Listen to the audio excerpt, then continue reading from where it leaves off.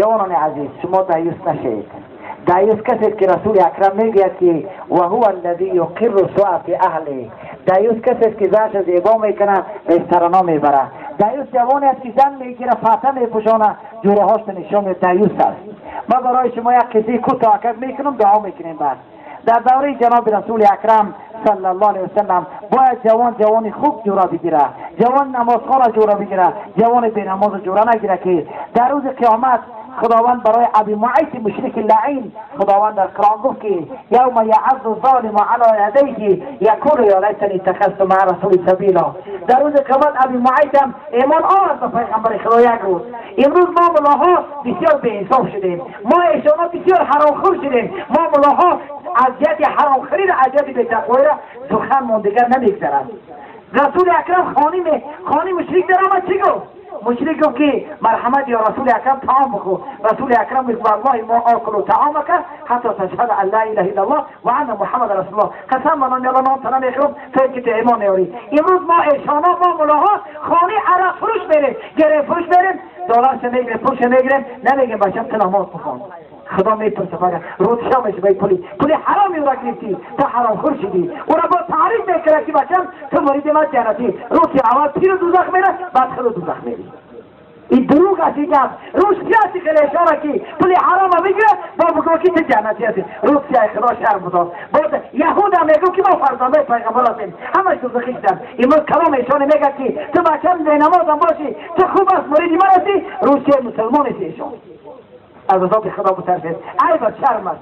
ابی معیط مسلمان شد از پیغمبر خدا شرم داشت، از رفیقا شرم داشت. یک هفته پس رفیقی بدبختش آمد چی گفت که من فهمیدم تو با محمد ایمان آوردی. گفت بله محمد خانی من مهمان شد.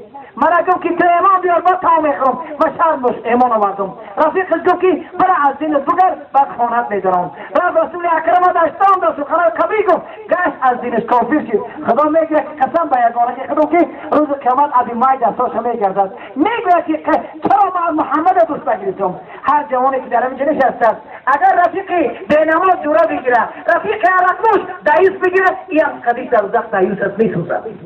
رفیقی به نماز بگیر مردی به نماز قدیس تو جورا نمیشد، برای خواهر جورا میشد، برای پول جورا میشد، برای زن جورا میشد. او از خدا نمیترسد تو قدیس چقدر جوراگیر میشد.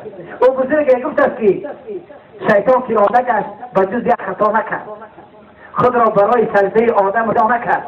شیطان 1000 مرتبه از مرد به نماز او برای آدم و تو برای خدا نکرد.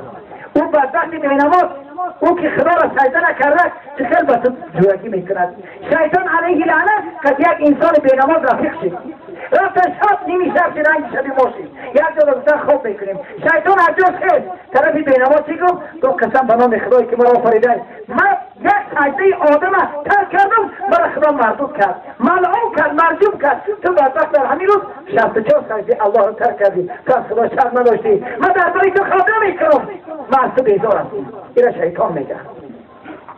جوانان عزیز شما به ناموس شدید. امروز مادرانمان به ناموس شدیند، دختران ما پشت و گفتی بابشه بروک میپوشه. این دایوسی را به دختری تاجیک بروک میپوشه. با پدری در بین ما اسمت جمعه میره با مسجد میخورد یا تو مسجد نره تا بعد دختر تا ازار پوشان بعد مسجد بره. تو با تعریف نکن خدا در بین جماعت گرد نزن. تو بگو خدا من دوله از نمی بکشه از این کارم. تو شرم داره، تو ناموس کن.